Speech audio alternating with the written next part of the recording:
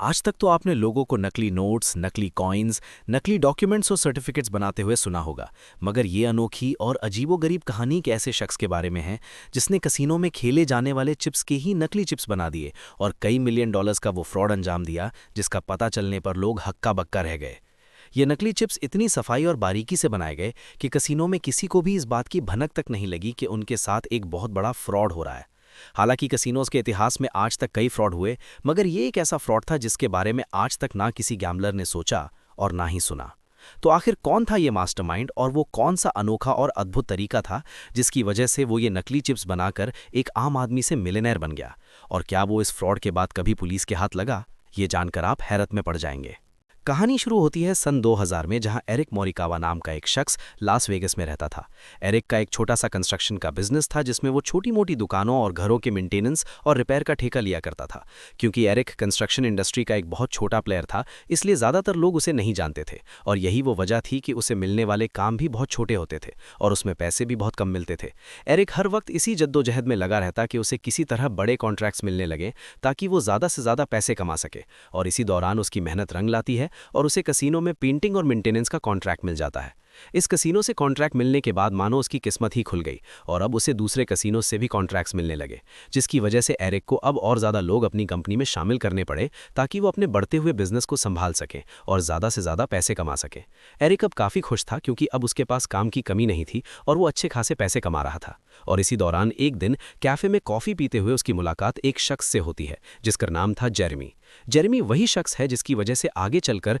इस कहानी में कई मोड़ आने वाले हैं और वो इस कहानी का एक अहम हिस्सा होने वाला है। बहरहाल कैफे में एरिक और जेरेमी की बातचीत शुरू हो जाती है, जिसमें उन्हें यह पता चलता है कि वो दोनों एक ही फील्ड में काम करते हैं। इस बातचीत के दौरान एरिक इस बात से बेखबर था कि जेरेमी क्रिमिनल एक्टिविटीज़ में भी इन्वॉल्व रहता है, जिसकी वजह से उस पर कुछ केस चल रहे हैं, जिसमें से एक केस फॉर्जरी यानी धोखाधड़ी का भी था। बहरहाल एरिक जेरेमी से कहता है कि उसे एक अच्छे पार्टनर की ज़रूरत है और चूंकि उसकी कंपनी में काम भी बढ़ रहा है, इसलिए उसे और लोग चाहिए हैं जो उसके साथ काम संभाल सकें, और वो दोनों पार्टनर्स बन जाते हैं। सन 2000 से सन 2004 के बीच का वक्त एरिक और जेरेमी के लिए एक सुनहरा दौर साबित होता है, जिसमें उन्होंने बढ़ते हुए कॉन्ट्रैक्ट्स और काम की वजह से एक बहुत अच्छा बिजनेस बनाया और बहुत अच्छे पैसे भी कमाए। जेरेमी, जो पहले कभी क्रिमिनल हुआ करता था, वो अब इस कंपनी का एक भरोसेमंद और काबिल पार्टनर था, जिसने इस कंपनी को ऊंचाइयों तक ले जाने में एक अहम रोल अदा किया था। मगर वो दोनों इस बात से बेखबर थे कि सन 2004 के बाद उनका ये सुनहरा सफ़र ख़त्म होने वाला है और उनकी ज़िंदगियां हमेशा के लिए बदलने वाली हैं।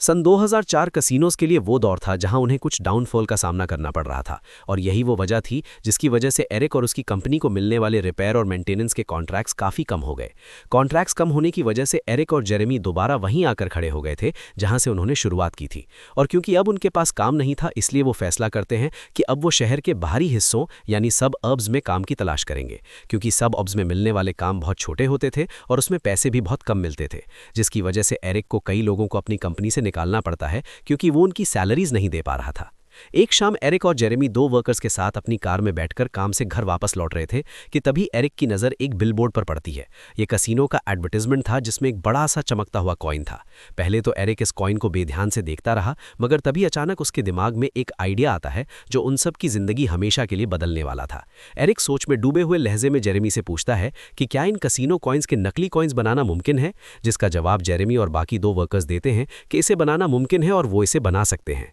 ये वो पल था जहां से इस पूरे फ्रॉड की प्लानिंग शुरू हो जाती है और उनमें यह तय होता है कि वो इन कसिनो कॉइन्स के इतने बेहतरीन नकली कॉइन चिप्स बनाएंगे कि किसी के लिए भी इन्हें पहचानना नामुमकिन होगा। हालांकि ये एक बहुत रिस्की काम था, मगर वो सभी कसिनो के साथ फ्रॉड करने के आइडिया से इतने ज़्यादा रोमांचित थे कि वो उस फ्रॉड को करने की ठान लेते हैं, जिसे करने के बारे में ना आज तक किसी ने सोचा और ना ही हिम्मत दिखाई। वो सभी पैसे कमाने के साथ साथ कसिनोज को एक सबक भी सिखाना चाहते थे, क्योंकि इन्हीं कसिनोज ने अब उन्हें काम देना बंद कर दिया था, जिसकी वजह से उनकी फाइनेंशियल कंडीशन बहुत ख़राब हो गई थी। प्लान रेडी होने के बाद सबसे पहले एरिक और उसकी टीमें कसिनो पहुंचते हैं, और यहाँ वो जुआ खेलने नहीं बल्कि वो कसिनो चिप्स लेने आए थे, जिनके नकली चिप्स वो बनाने वाले थे। आपको बताता चलूं कि कसिनो में पैसे देकर ये कॉइन चिप्स लिए जाते हैं और इन कॉइन चिप्स से टेबल पर जुआ खेला जाता है, जिसके बाद जीते हुए कॉइन्स को काउंटर पर ले जाकर कैश कराया जाता है, और एरिक भी कुछ पैसे देकर ये कॉइन्स लेता है और कसिनो से बाहर आ जाता है। एरिक और उसकी टीम ये कॉइन्स लेकर उस जगह पहुंचते हैं जहां एरिक कभी अपने कंस्ट्रक्शन का सामान रखता था, और अब ये जगह एक वेयरहाउस से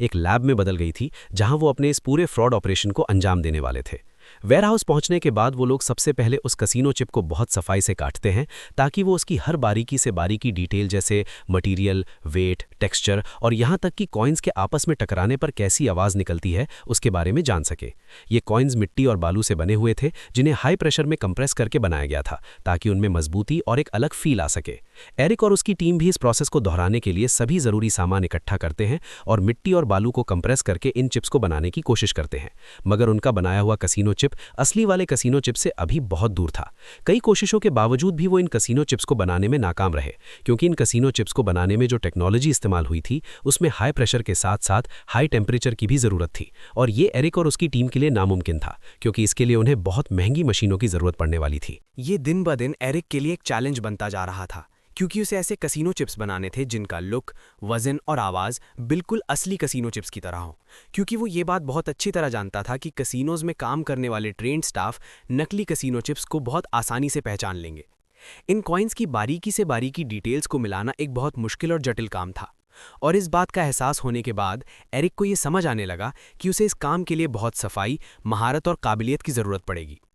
बहरहाल, कई हफ्तों की नाकाम कोशिशों के बाद एरिक के वेयरहाउस में हर जगह सैकड़ों नकली कसीनो चिप्स जमीन पर फैले पड़े थे, जो किसी भी एंगल से असली कसीनो चिप्स से मैच नहीं हो रहे थे। वो तरीके बदल बदल कर हर बार इन कसीनो चिप्स को बनाने की कोशिश करते, मगर कभी उनके वजन में फर्क आ जाता तो कभी उनकी आवाज़ में।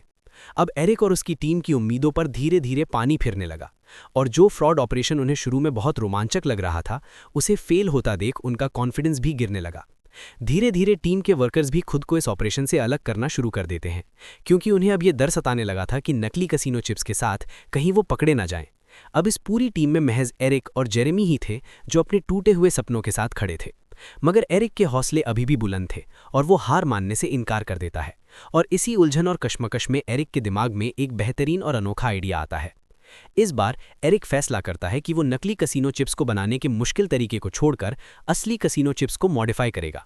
वो अपने इस नए प्लान के बारे में जेरेमी को बताते हुए उससे ये कहता है कि वो छोटे अमाउंट के कसीनो चिप्स को बड़े अमाउंट में बदलेगा, जिसका मतलब था कि वो कसीनो से $1 के चिप्स लेकर उन्हें $100 के चिप्स में बदल देंगे। क्योंकि ये एक जीनियस आइडिया था, और इस आइडिया के कामयाब होने की सबसे बड़ी वजह ये थी कि कसीनोज में मिलने वाले हर चिप कॉइन पर अमाउंट ज़रूर अलग अलग होता था, मगर उनका साइज़, वेट और साउंड बिल्कुल सेम होता था। अपने इस आइडिया को और पुख्ता करने के लिए एरिक कसीनो से अलग अलग अमाउंट और कलर के कुछ कॉइन्स ले आया, और जब उसने उनके साइज़, टेक्सचर, वेट और साउंड को चेक किया तब वो सब बिल्कुल सेम था। इस खुलासे के बाद एरिक और जेरेमी के अंदर एक उम्मीद फिर से जाग उठती है, और अब वो महज कसीनो चिप्स के ऊपर लिखे अमाउंट को बदलकर नकली कसीनो चिप्स बनाने की परेशानियों से बच सकते थे। अब एरिक और जेरेमी दोबारा इन कसीनो चिप्स के अमाउंट को बदलने के अलग अलग तरीकों पर काम करना शुरू कर देते हैं। हालांकि वो ये जानते थे कि रिस्क इसमें भी है, मगर ये वो नया और अनोखा तरीका था जिससे वो कसीनोज को धोखा देने में कामयाब हो सकते थे। हालांकि सभी कसीनो चिप्स का साइज, वेट और आवाज़ बिल्कुल सेम थी, मगर इसके बावजूद भी एक बड़ी परेशानी एरिक और जेरेमी के सामने आकर खड़ी हो जाती है, और वो थी कसीनो चिप्स के ऊपर लिखे अमाउंट का कलर।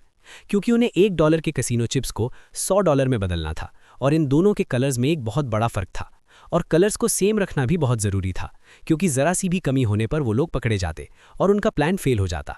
इससे निपटने के लिए एरिक अपने वेयरहाउस में बहुत सारी डाइज, कलर कॉम्बिनेशन चार्ट्स और इन कलर्स को मिक्स करने के लिए मिक्सिंग टूल्स ले आता है। अब उनके पास इन कसीनो चिप्स के अमाउंट को बदलने का सारा ज़रूरी सामान तो था, मगर अब ज़रूरत थी एक ऐसे हाथ की जो इस कला में माहिर हो। और तब वक्त आता है जेरेमी के अपना हुनर दिखाने का, क्योंकि जेरेमी पहले फॉर्जरीज करता था, और इसी वजह से उसे कलर्स की हूबहू कॉपीज़ बनाने में महारत हासिल थी, और यही वो चीज़ थी जिसकी उन्हें इस वक्त सबसे ज़्यादा ज़रूरत थी। अब जेरेमी और एरिक मिलकर अलग अलग कलर्स के कॉम्बिनेशन से एक्सपेरिमेंट और टेस्टिंग करना शुरू करते हैं, और लगभग 100 से 150 ट्रायल्स करने के बाद उनके हाथ पहली कामयाबी लग जाती है, और वो दोनों वो कलर बनाने में कामयाब हो जाते हैं जो हूबहू चिप्स पर लिखे अमाउंट के कलर से मैच हो रहा था। कसीनो चिप्स का वेट और कलर मैच होने के बाद अब जो सबसे ज़रूरी और आखिरी काम बचा था वो था चिप्स के ऊपर लगे अमाउंट का स्टिकर, और ये उनके पिछले किए गए कामों के मुकाबले काफ़ी आसान था। जेरेमी चिप्स पर लगे इन स्टिकर्स को निकालने के लिए उन्हें उबलते हुए पानी में डाल देता है, जिसकी वजह से स्टिकर्स का ग्लू आसानी से निकल जाता है, और फिर वो बहुत धीरे धीरे और बहुत सफाई से इन स्टिकर्स को चिप्स के ऊपर से हटा देता है। इसका साफ मतलब था कि अब वो $1 के स्टिकर को कसीनो चिप्स से हटाता है और उसके ऊपर अपना बनाया हुआ $100 का स्टिकर लगा देता है, जो हूबहू चिप्स के कलर से मैच हो रहा था। जेरेमी ने इन $100 के स्टिकर्स को कंप्यूटर पर डिज़ाइन किया था और ये स्टिकर्स इतनी सफाई से कसीनो चिप्स पर लगाए गए कि वो खुद भी इन्हें देखकर हैरान थे, क्योंकि अब असली कसीनो चिप्स और नकली कसीनो चिप्स में कोई फर्क नहीं था। एक परफेक्ट कसीनो चिप बनाने के बाद भी एरिक बहुत ज़्यादा चौकन्ना था और एक बात बार बार उसके दिमाग में घूम रही थी, और वो ये थी कि कसीनो के पास इन चिप्स को पहचानने का और कोई तरीका भी ज़रूर होगा। और उसका ये अंदाज़ा बिल्कुल सही साबित हुआ। कसीनो इन चिप्स को पहचानने के लिए एक और तरीके का इस्तेमाल करते थे, और वो ये था कि चिप्स के स्टिकर्स में कुछ छुपी हुई मार्किंग्स होती थीं जिन्हें नॉर्मल आंखों से नहीं देखा जा सकता था और जिसे देखने के लिए ब्लैक लाइट का इस्तेमाल किया जाता था। अपने इसी शक को दूर करने के लिए एरिक ब्लैक लाइट ले आता है, और जैसे ही वो इन असली कसीनो चिप्स को ब्लैक लाइट के सामने रखता है, वो देखता है कि चिप्स के स्टिकर पर एक खास तरह का मार्क है जो इन ब्लैक लाइट्स में चमक रहा था। एरिक को भी ये समझ आ गया था कि ये वो आखिरी सिक्योरिटी फीचर है जिसे कॉपी करने के बाद उनके बनाए हुए कसीनो चिप्स को कोई नहीं पकड़ सकता, और इससे निपटने के लिए एरिक सबसे पहले एक स्पेशल पेन का इंतजाम करता है जिसकी मदद से वो ये चमकने वाली मार्किंग्स चिप्स के स्टिकर्स पर बना सके। बहरहाल वो स्पेशल पेन की मदद से इन स्टिकर्स पर हूबहू वैसी मार्किंग्स बनाने में कामयाब हो जाता है, और लगातार कई महीनों की मेहनत और कोशिशों के बाद वो एक ऐसा परफेक्ट कसीनो चिप बनाने में कामयाब हो जाते हैं जो हूबहू असली कसीनो चिप की तरह था और जिसे पहचानना नामुमकिन था। इसका साफ मतलब था कि अब वो हर $1 पर $99 कमाने वाले थे, और ये उन्हें इतना अमीर बनाने वाला था जितना उन्होंने अपने सपनों में भी नहीं सोचा था। कसीनो चिप बनाने के बाद जो अगला कदम था वो था इन चिप्स को कसीनोज में चलाना, मगर एरिक हर कदम पर बहुत चौकन्ना था, और इसीलिए उनमें ये तय होता है कि जेरेमी महज $100 के 3 कसीनो चिप्स लेकर कसीनो के अंदर जाएगा और उन्हें कैश कराएगा। ये वही चीफ कसीनो चिप्स थे जिसे उन्होंने $1 से $100 में बदला था, और इन्हीं चिप्स को लेकर जेरेमी लास वेगस के कसीनो ग्रीन वैली रैंच पहुंचता है। हालांकि जेरेमी अंदर से बहुत डरा हुआ और घबराया हुआ था, मगर वो कॉन्फिडेंस के साथ कसीनो के कैशियर के पास पहुंचता है और उसे वो $300 के 3 कसीनो चिप्स दे देता है कैश कराने के लिए। जेरेमी की हैरत का ठिकाना तब नहीं रहा जब कैशियर ने उसे 3 चिप्स के बदले $300 कैश दे दिए। हालांकि ये देखने में एक सिंपल सा ट्रांजैक्शन था, मगर एरिक और जेरेमी के लिए एक बहुत बड़ी कामयाबी थी, और उनके बनाए हुए नकली चिप कॉइन्स कसीनो में पास हो चुके थे। बहरहाल जेरेमी $300 लेकर कसीनो से बाहर निकलता है और सीधा उस कार की तरफ बढ़ता है जिसमें एरिक उसका इंतजार कर रहा था।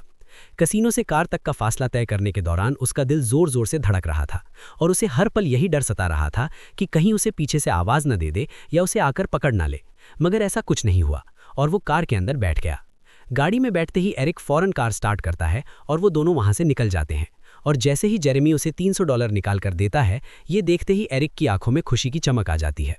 वो दोनों एक छोटी सी कामयाबी को सेलिब्रेट करने के लिए एक शैंपेन की बोतल लेते हैं और सीधे अपने गैराज पहुंच जाते हैं। इस कामयाबी से उनका कॉन्फिडेंस बहुत ज़्यादा बढ़ गया था और उनका डर भी बिल्कुल ख़त्म हो गया था, और इसी वजह से अब वो रोज़ 25 से 30 कसीनो चिप्स को $1 से $100 में बदलने लगे, जिसकी वजह से उनकी कमाई अब हर रोज़ बढ़ती जा रही थी। इसी दौरान जेरेमी एरिक से कहता है कि बार बार कसीनो में सिर्फ चिप्स कैश कराने से किसी को उन पर शक हो सकता है, और इसीलिए उनमें ये तय होता है कि अब वो टेबल पर थोड़ा बहुत जुआ खेलेंगे, जिसमें वो नकली चिप्स को असली चिप्स के साथ बदल देंगे। ऐसा करने के पीछे की वजह ये थी कि ये देखने में बिल्कुल नेचुरल गैम्बलिंग गेम दिखाई दे, जिसमें गैम्बलर जीतने के बाद प्लेयर्स अपने चिप्स कैशियर के पास कैश करा लेते हैं। और अपने इस फ्रॉड ऑपरेशन को लंबे समय तक चलाने के लिए एरिक और जेरेमी के लिए बहुत ज़रूरी भी था। उनकी स्ट्रैटेजी उनके लिए इतनी बेहतरीन काम कर रही थी कि वो अपने फ्रॉड ऑपरेशन से कमाए हुए पैसों से अलग अलग अमाउंट के असली कसीनो चिप्स लेने लगे, जिसकी वजह से कसीनो का भी उन पर कोई शक नहीं जाता, और वो दूसरे गैम्बलर्स की तरह इन चिप्स को लेकर गैम्बलिंग टेबल्स पर बैठ जाते। 2-3 चिप्स गैम्बलिंग करने के बाद उन दोनों में से एक वॉशरूम में चला जाता, और ये वो जगह थी जहां कैमरा नहीं लगे थे और ना ही कोई सिक्योरिटी थी। वॉशरूम के अंदर पहुंचने के बाद वो इन असली और नकली कसीनो चिप्स को आपस में बदल देते और फिर वापस टेबल पर आकर इन्हीं नकली कसीनो चिप्स से जुआ खेलते, जिसकी वजह से ये चिप्स टेबल पर रखे असली कसीनो चिप्स में मिल जाते। सीसीटीवी कैमरास से देख रहे सिक्योरिटी गार्ड्स और आसपास खड़े ट्रेन्ड स्टाफ इस बात से बेखबर थे कि एरिक और जेरेमी वो फ्रॉड अंजाम दे रहे हैं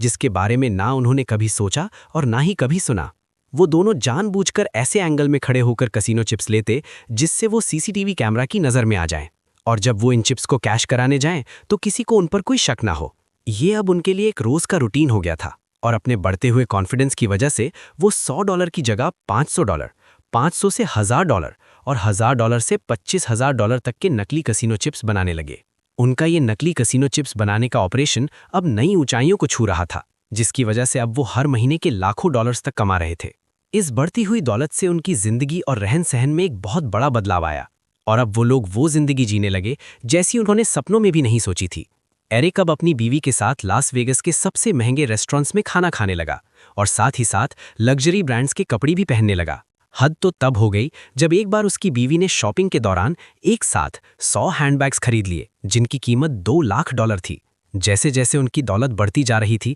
वैसे वैसे उनका कॉन्फिडेंस बढ़ता जा रहा था और साथ ही साथ उनकी लापरवाही भी बढ़ती जा रही थी। और यही लापरवाही आगे चलकर उन्हें बहुत भारी पड़ी। एक छोटे से वेयरहाउस से शुरू किया गया नकली कसिनो चिप्स का ऑपरेशन इतना बड़ा बन चुका था कि अब वो इतनी दौलत कमा रहे थे जितनी गैम्बलर जुआ खेलकर भी नहीं कमाता। मगर लास वेगस वो शहर है जहां लोग कुछ पलों में अमीर और गरीब बन जाते हैं और यहां लिया हुआ कोई भी रिस्क अपने साथ कई परेशानियां भी लेकर आता है। और यही जेरेमी के साथ हुआ। जेरेमी, जिसे शराब और ड्रग्स की लत थी, वो अब अक्सर बहुत ज्यादा नशा करने लगा। एक रोज वो एक औरत के साथ बैठकर शराब पी रहा था और ड्रग्स ले रहा था और तभी उससे वो गलती हुई जिसकी वजह से इस पूरे ऑपरेशन का पर्दाफाश हो गया। जेरेमी इस बात से बिल्कुल बेखबर था कि ये गलती उनके लिए कितनी बड़ी मुसीबतें लेकर आने वाली है और वो किन किन परेशानियों का सामना करने वाले हैं।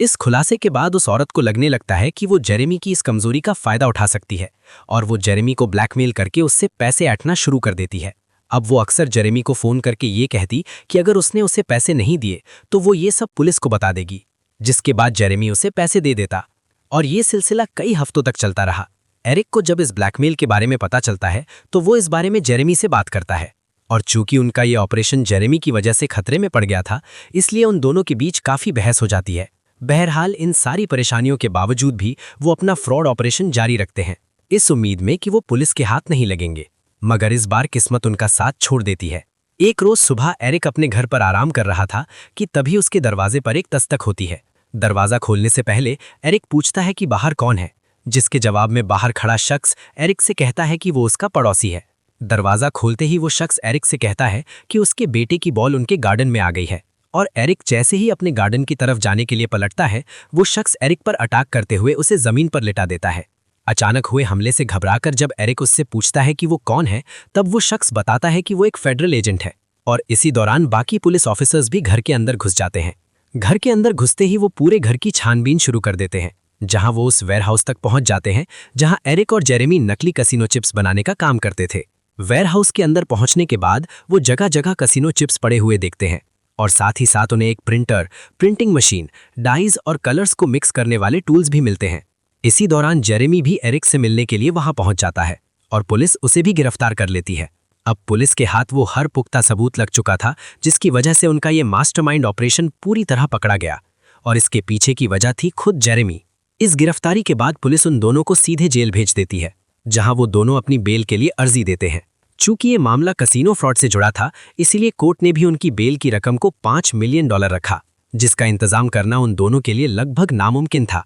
जेल में सजा काटने के दौरान एरिक की मुलाकात एक रशियन कैदी से होती है और यही रशियन कैदी एरिक को दोबारा परेशानियों में पड़ने वाला था। ये रशियन कैदी अंडरवर्ल्ड की दुनिया में एक जाना माना नाम था और जब उसे एरिक के कसिनो चिप्स फ्रॉड के बारे में पता चला तब उसने एरिक के सामने एक नए फ्रॉड ऑपरेशन में पार्टनरशिप के लिए ऑफर रखा। वो एरिक से कहता है कि ये ऑपरेशन काफी बड़े पैमाने पर होगा और एक बार वो लोग जेल से बाहर निकल जाएं तो वो इसे शुरू कर सकते हैं। जहां एक तरफ जेरेमी ने फ्रॉड ऑपरेशन से कमाए हुए सारे पैसे शराब और ड्रग्स में उड़ा दिए थे, वहीं एरिक ने कुछ पैसे छुपा कर रखे थे जिसके बारे में पुलिस नहीं जानती थी। इन्हीं छुपाए हुए पैसों की मदद से एरिक अपने लिए एक जाना माना वकील हायर कर लेता है, जिसका फायदा उसे ये मिला कि इस वकील ने कोर्ट में बेल अमाउंट को नेगोशिएट करके $1 लाख करवा दिया और एरिक ये बेल अमाउंट देकर जेल से बाहर आ गया। जेल से निकलने के बाद एरिक के सामने जो सबसे बड़ी परेशानी थी वो थी लगातार लगने वाली लीगल फीस जो इस केस को लड़ने में खर्च हो रही थी और उसके पास अब इतने पैसे भी नहीं थे कि वो अपने खर्चे आसानी से उठा सके। और तभी उसे उस रशियन कैदी का दिया हुआ ऑफर याद आता है। एरिक को लगने लगता है कि यही एक रास्ता है जिसकी मदद से वो अपने कर्जे उतार सकता है और इस केस में खर्च होने वाली लीगल फीस का भी इंतजाम कर सकता है। इसी सोच और कश्मकश में वो फैसला करता है कि वो दोबारा क्राइम और फ्रॉड के रास्ते को चुनेगा और वो इस रशियन कैदी के ऑफर को एक्सेप्ट कर लेता है। बहरहाल इसी दौरान वो रशियन कैदी भी बेल पर बाहर आ जाता है, जिसके बाद एरिक और उसकी मुलाकातों का सिलसिला शुरू हो जाता है। हालांकि एरिक ने दोबारा क्राइम और फ्रॉड का रास्ता तो चुन लिया था, मगर इस बार वो फैसला करता है कि वो खुद को किसी भी तरह के फ्रॉड ऑपरेशंस में डायरेक्टली इन्वॉल्व नहीं करेगा। अब एरिक और रशियन कैदी रोज रात एरिक के वेयरहाउस में मिलने लगे इस नए फ्रॉड की प्लानिंग करने के लिए, जिसमें वो कैदी उस फ्रॉड को अंजाम देने की हर बारीकी को समझाने लगा। मगर एरिक इस बात से बिल्कुल बेखबर था कि पुलिस अभी भी चुपकर उस पर नजर रख रही है। एरिक जब से बेल पर बाहर आया था तब से पुलिस लगातार उसके घर और वो कहाँ आता जाता है हर बात पर नजर रख रही थी। और इसी दौरान पुलिस उस रशियन कैदी को भी एरिक के घर आते जाते देख लेती है। ये देख पुलिस को एरिक पर शक होने लगता है कि वो इस कैदी के साथ मिलकर फिर से कोई फ्रॉड अंजाम देने वाला है, और इसीलिए वो सही सबूत और सही मौके का इंतजार करने लगते हैं। महज कुछ दिन नजर रखने के बाद पुलिस के हाथ कुछ सबूत लगते हैं, और इन्हीं सबूतों की बिना पर एक रात जब एरिक और रशियन कैदी अपनी प्लानिंग कर रहे थे, उसी वक्त पुलिस उनके वेयरहाउस में रेड मार देती है। इस रेड के बाद पुलिस दोबारा उन दोनों को गिरफ्तार कर लेती है और फिर उन्हें जेल भेज दिया जाता है। जेल में मुलाकात के दौरान एरिक का लॉयर उससे कहता है कि वो उसे बचाने के लिए एड़ी चोटी का जोर लगा देगा, और इस बार केस लड़ने के लिए वो एक नई स्ट्रैटेजी बनाता है। कोर्ट में सुनवाई के दौरान लॉयर जज से कहता है कि कसिनो ये कभी प्रूव ही नहीं कर पाया कि उन्हें अपने यहाँ कोई भी चिप्स नकली मिले हों, और चूंकि ये सभी नकली कसिनो चिप्स खेल के दौरान असली कसिनो चिप्स के साथ मिला दिए जाते थे, इसलिए कसिनो कभी भी नकली चिप्स की पहचान नहीं कर पाया। कोर्ट के पास भी महज उस औरत की गवाही थी जो जेरेमी को ब्लैकमेल कर रही थी, मगर एरिक के खिलाफ कोई पुख्ता सबूत नहीं था, और लॉयर की इस दलील के बाद ये केस और भी कमज़ोर बढ़ गया। उस लॉयर ने कोर्ट में ये भी कहा कि जो भी नकली कॉइन्स मिले वो सिर्फ एरिक के वेयरहाउस में ही मिले, मगर इस बात का कोई पुख्ता सबूत नहीं है कि उसने ये कॉइन्स कसिनो में इस्तेमाल किए। एरिक के वेयरहाउस से पुलिस को जो नकली कसिनो चिप्स मिले उनकी कीमत महज $30,000 थी, और ये कसिनोज में चलाए हुए उन नकली कसिनो चिप्स का एक बहुत छोटा सा हिस्सा था, जिनकी कीमत कई लाखों डॉलर्स में थी। बहरहाल, कोई पुख्ता सबूत ना होने और बहुत कम अमाउंट के नकली चिप्स बरामद होने की वजह से कोर्ट उसे महज 3 साल की सज़ा सुनाता है, और वहीं जेरेमी, जो इस फ्रॉड से पहले भी क्रिमिनल एक्टिविटीज़ में इन्वॉल्व था, उसे 10 साल की सज़ा सुनाता है। ये थी कहानी उस शातिर आदमी की जिसने अपनी चालाकी से कसिनोज को ठगने का वो अनोखा तरीका निकाला जिसे ना आज तक किसी ने सुना और ना ही कसिनो इस बारे में सोच पाए, मगर अपने पार्टनर की नशे की लत और बेवकूफ़ी की वजह से वो पकड़ा गया। आपको ये कहानी कैसी लगी कमेंट सेक्शन में लिखकर ज़रूर बताएं। ये तो सिर्फ शुरुआत है, असली कहानियाँ अभी बाकी हैं। ऐसे ही अनोखे किस्से चाहते हो तो द यूनिक को सब्सक्राइब करना मत भूलना। मिलते हैं नेक्स्ट वीडियो में।